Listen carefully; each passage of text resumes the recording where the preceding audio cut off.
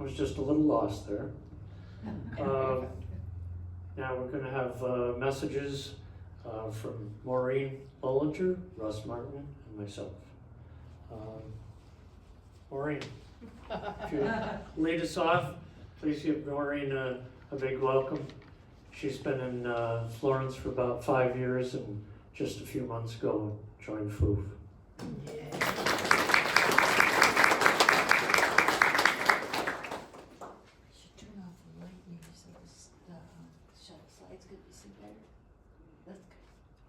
You can see.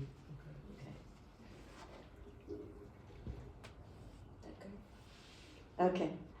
First of all, let me thank Sally for digital assistance. Bear with me, I'm not a techie. This I believe. Oh, can't see I'm it. sorry, the video is not cooperating right now, so. Oh dear. I know, I'm sorry. Oh. Something happened between the plugging, so Okay. we'll do the best we can. Okay. This is Peace Like a River by Sarah Dickerson, and I'll just read it because it's hard to read up there. It is hard to read, isn't it? Yes. Yeah. Like a river rock, I wait to be plunged into places where all is right, where all is well. Cool waters form and shape me. Their gentle tide persistently moves, rubs off spores and wounds from being alive in a violent world. There's strength in the current. It moves with ever-patient hope, bringing together small, silly stones who think their creation is complete. The waters dare us to find the places that call us to wholeness, join hands with whoever is next to us, and breathe life together. That's beautiful. When I was asked to do a presentation for today, I was honored, but perplexed. What can I talk about? On Sunday, April 26th, our centering music was A River Flows in You. That was it, inspiration. I grew up in San Diego in the 40s and 50s, where we were told we had everything, beaches, mountains, and desert. But I knew early on that we did not have rivers. Okay, we had the LA River. Oh, you can't see that. And the Santa Clara River. This is actual headwaters of the Santa Clara and Ventura County. A great place for dune buggies. And at the bottom is a little outhouse. I can't. It's too bad. So in my teens, my father decided we needed to know more about the West. We explored Northern California, Oregon, and Washington in this. All 5 of us. It was on these trips that I discovered there are bodies of water that actually flow all year round. And I discovered that they flow through me, through my life. It's the Walker River in the Eastern Sierra. It is uproarious, like I wanted my life to be. It is powerful.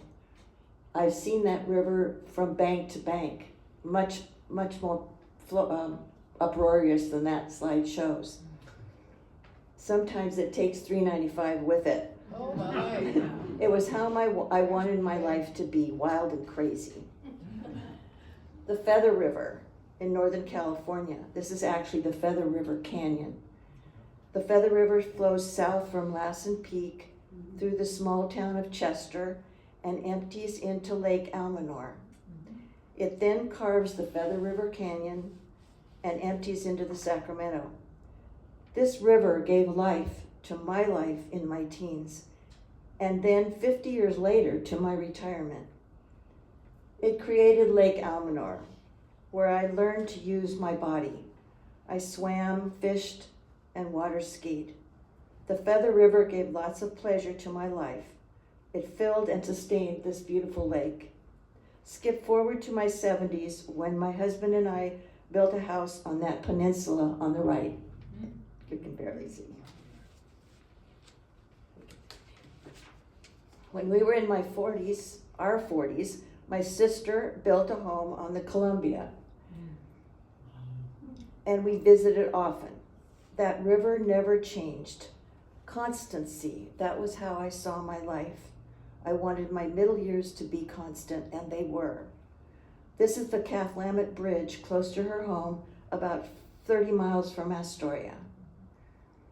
During my 50s, the RVing era, I sat on the edge of the Grand Canyon and with the guidebook identified all the strata I saw. Part of the formation of the earth was revealed to me. It was here I learned about geology, and I've been reading, observing, and learning ever since. The magnificent Colorado that flows through the canyon flows through me now, every time I read about the earth's beginnings.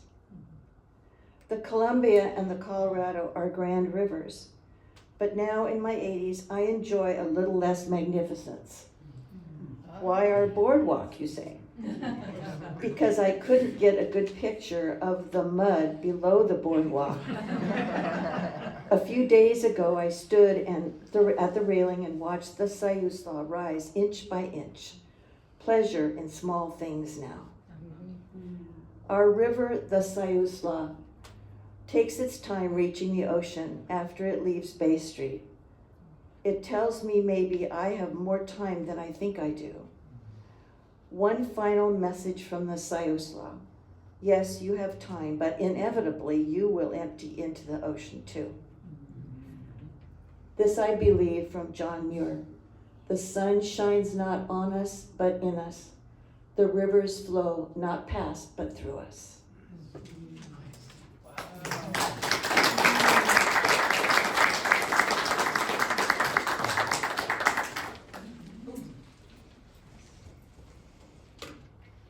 Next we have Russell Martin. Please welcome Russell.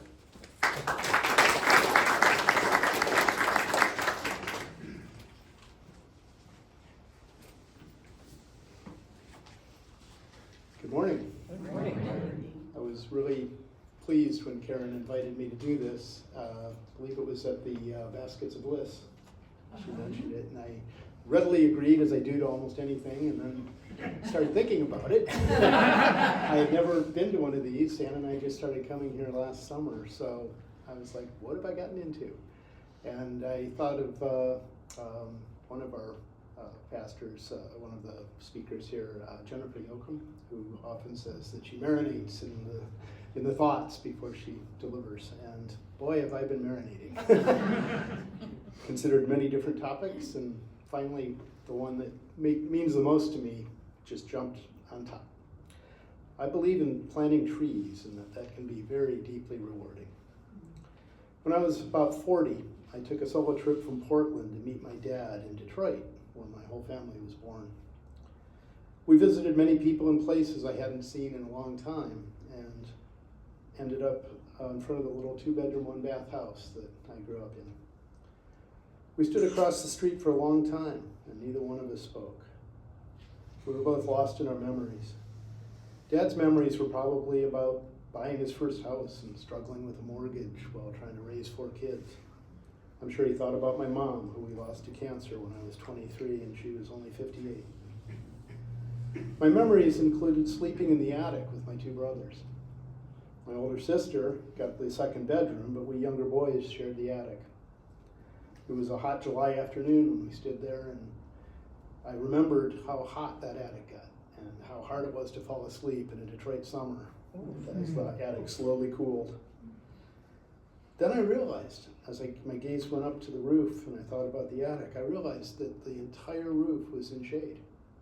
And then I noticed the giant oak tree in the backyard.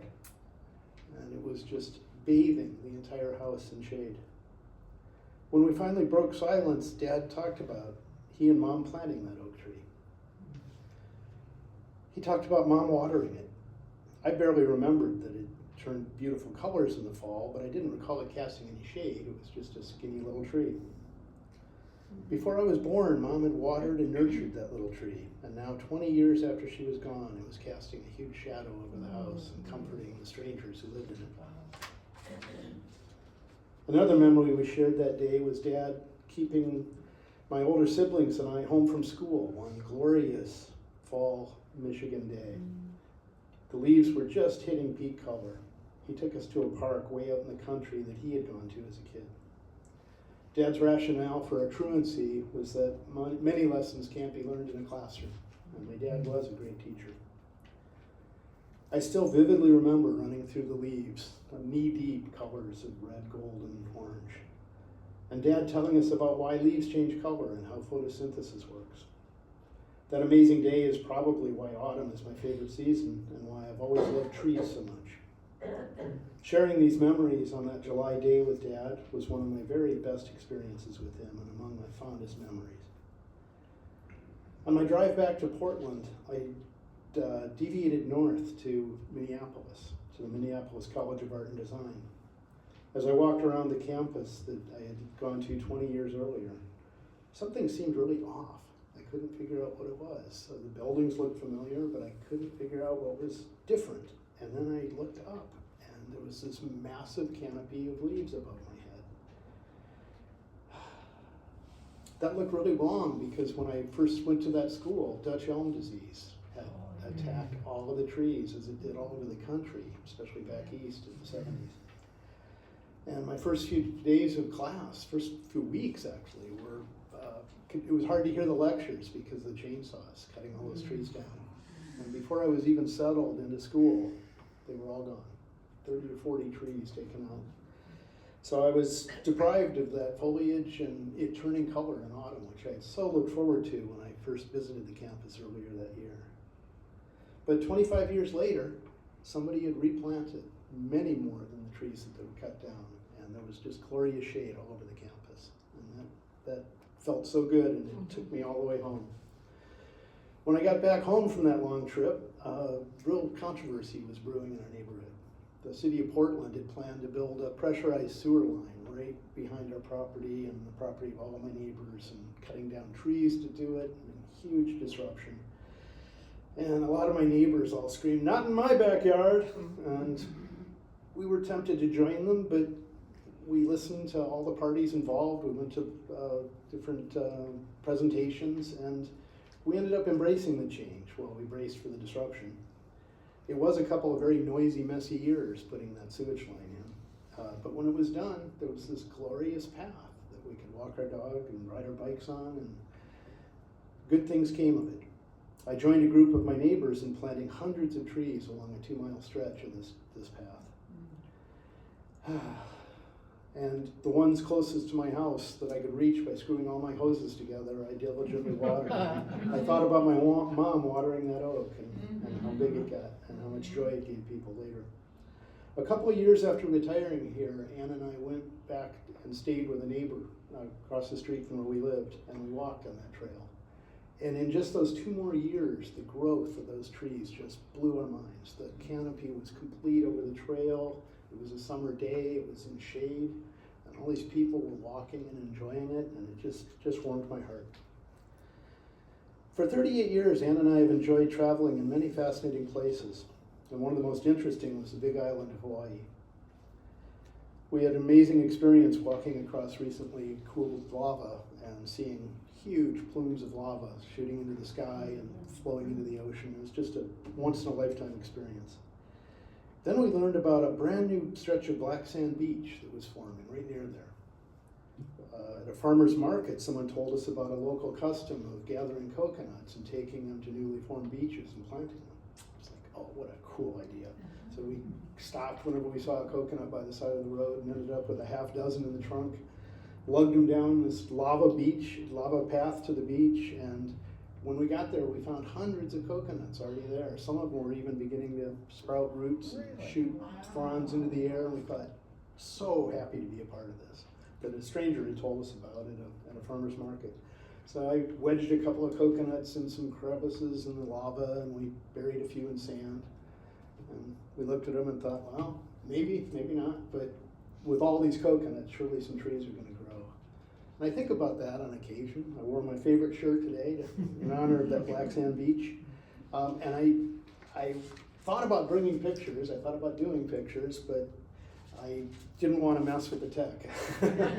It's enough to just stand here and read.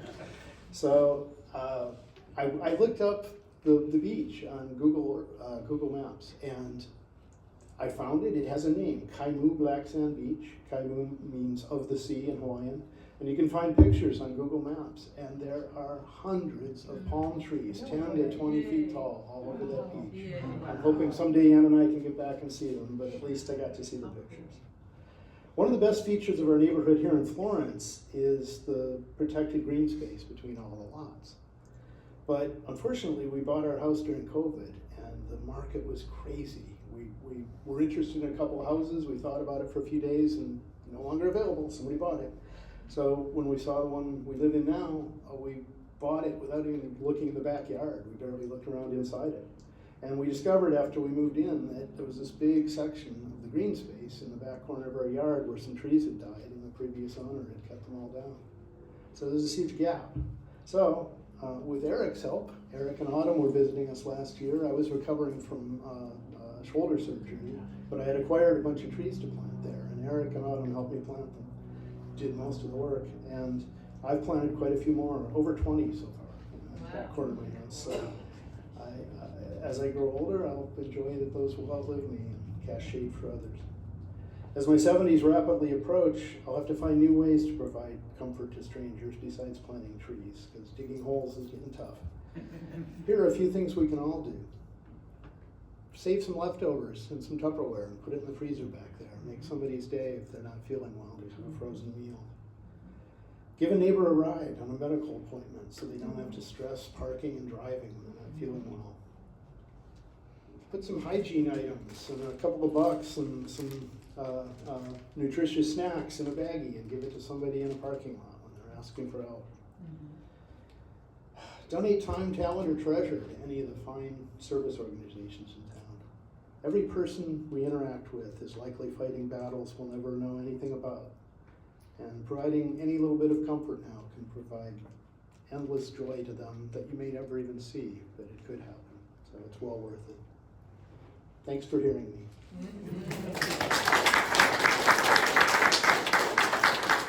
Now I'd like to introduce Jeff, who normally entertains us from over there, but found a unique way to do it while he's up here.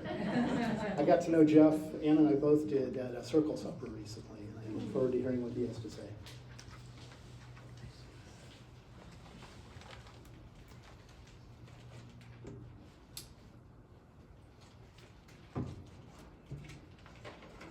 Would you like the light, Jeff? Oh, thanks for reminding me. Sure, I almost turned it on.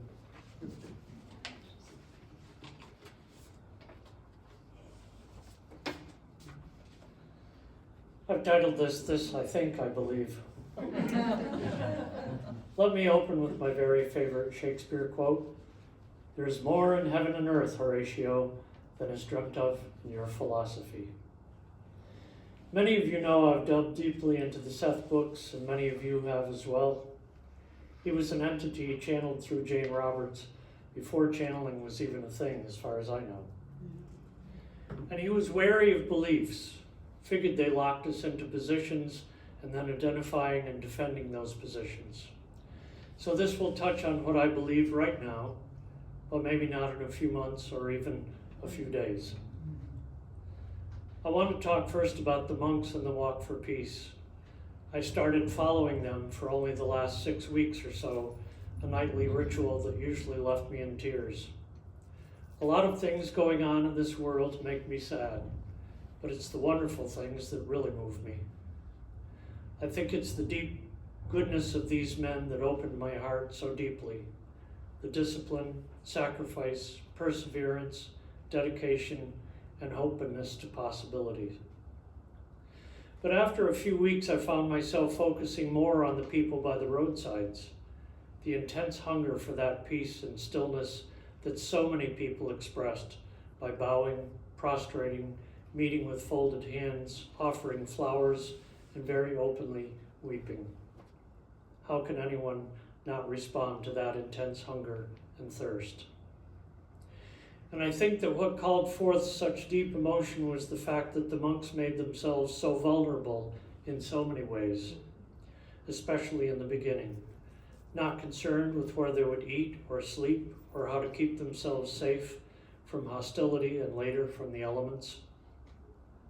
So instead of the walls we usually put up to keep ourselves protected, they left themselves open and approachable. And of course, whose heart doesn't get melted by a dog? Dearest Aloka. They lived their belief intensely. Yes, today will be my peaceful day. Circling back to the idea of belief, you all know the story about the blind man and the elephant, yes? I think we're in that situation with religion. Most or all have a piece or pieces of the truth, but none have all of it. I grew up in Catholicism, of course, the so-called one true church. And now I see all kinds of religions claiming that same thing, and of course, don't believe any of them completely. The wonderful Baltimore Catechism posited God is all-powerful, all-knowing, etc., but I never once heard all-imaginative. But I do believe that whatever our limited imaginations can conceive of is true in some reality or other. Reading and listening to Dolores Cannon, now passed, was the most mind-stretching description of reality I've yet experienced. More about her down the road, perhaps. If anything at all cannot be true, isn't that something somehow limiting Creator? I still remember Reverend Marcia, bless her spirit, stating authoritatively, "There is nothing that is not God." Hard to argue with that. Then there is the matter of religious narratives. An Indian mystic I've followed from time to time named Sadhguru asks, could we not lead moral and compassionate lives if there were no narratives? Maybe at a certain time in our evolution, we needed those stories, sort of like the Easter Bunny and Santa Claus. I'm not suggesting we toss them aside, just that maybe we question if they are still essential to our spiritual development. How shall we explain compassionate atheists? Doctrines and theories, as well as stories, can get us into all kinds of traps. Part of the reason I hang with you all is that we try to avoid that whole business. Scientists, for example, often identify closely with their pet theories, and yet often the next generation finds them wanting. How we treat our fellow travelers on this journey we call life is a lot more important, I think, than what we believe.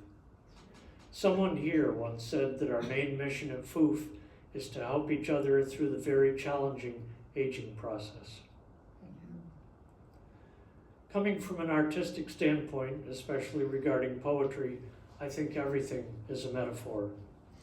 We don't know or have forgotten what reality truly is.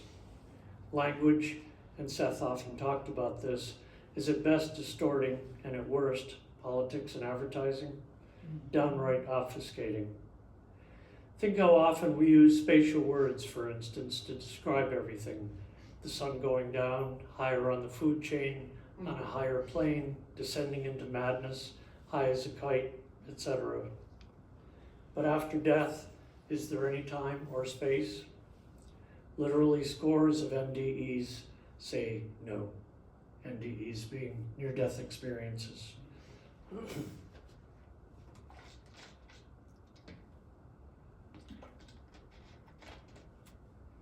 I blame the pollen.